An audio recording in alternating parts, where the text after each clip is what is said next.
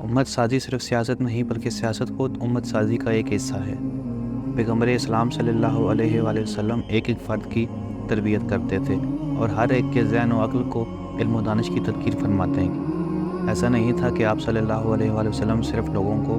احکام اور قوانین سکھاتے تھے، بلکہ آپ صلی اللہ علیہ وسلم ان کو حکمت بھی سکھاتے تھے اور دنیا کے حقائق کے بارے میں ان کی آنکھیں بھی کھولتے تھے۔ پیغمبر اسلام صلی اللہ علیہ وآلہ وسلم 10 سال تک اس طریقہ کار پر عمل کرتے رہے۔ ایک طرف تو سیاسی اور حکومتی امور کی دیکھ بھال، اسلامی مملکت کی سرحدوں کی حفاظت اور اسلام کی تبلیغ و ترویج،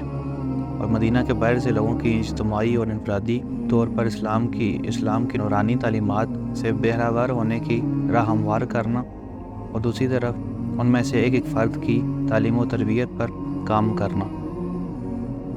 اور ان سب کاموں کو ایک دوسرے سے الگ نہیں کیا جا سکتا۔ کچھ لوگ اسلام کو ایک انفرادی مسئلہ قرار دیتے ہوئے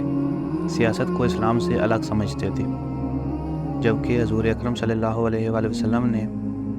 ہجرت کے آغاز ہی میں یعنی مکہ کی دشوار ترین زندگی سے چھٹکارا حاصل کرتے ہی جو سب سے پہلے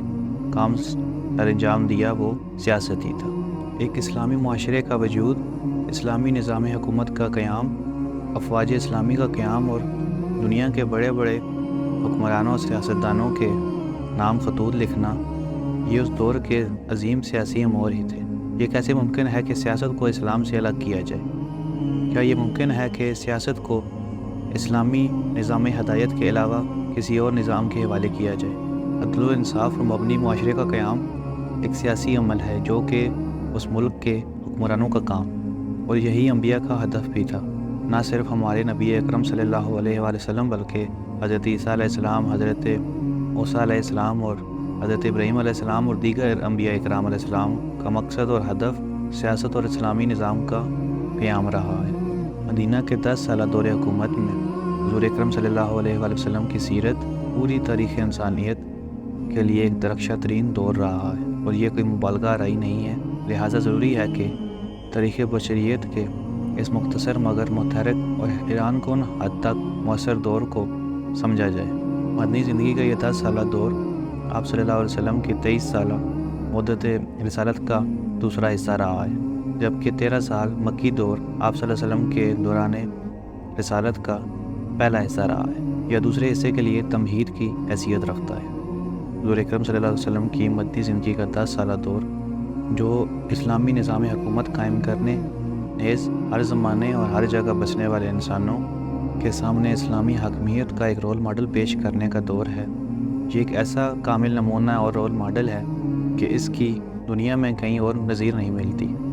لیکن اس کامل نمونے کو دیکھ کر کچھ خصوصیات کی پہچان حاصل کی جا سکتی ہے، اور وہ خصوصیات انسانوں اور مسلمانوں کے لیے نشان راہ کی حیثیت رکھتی ہیں، اور انہی خصوصیات کو دیکھ کر کسی بھی نظام اور انسان کے بارے میں فیصلہ کیا جا سکتا ہے۔ پیغمبر اسلام صلی اللہ علیہ وآلہ وسلم کی ہجرت کا مقصد اس ظالمانہ اور فاسد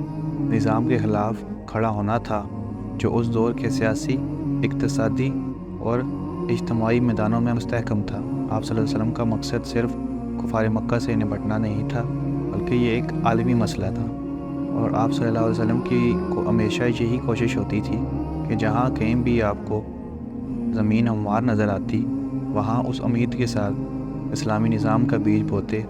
کہ وقت آنے پر بیج ایک سرسبز پودے کی شکل اختیار کر لے۔ آپ صلی اللہ علیہ وسلم کا ہدف یہ تھا کہ آزادی، بیداری اور انسانی خوش بختی کا یہ پیغام ہر شخص تک پہنچ جائے، اور ظاہر ہے کہ یہ ایک رول ماڈل نظام کو قائم کیے بغیر ممکن نہ تھا۔ لہٰذا آپ صلی اللہ علیہ وسلم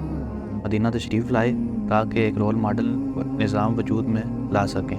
اور یہ کہ اس نظام کو کب تک چلایا جا سکتا ہے، یا بعد میں آنے والے لوگ کس حد تک خود کو اس نظام سے وابستہ رکھ سکتے ہیں۔ نبی اکرم صلی اللہ علیہ وآلہ وسلم کا کام ایک مثال قائم کرنا اور اسے تمام انسانوں اور تاریخ کے سامنے پیش کرنا تھا۔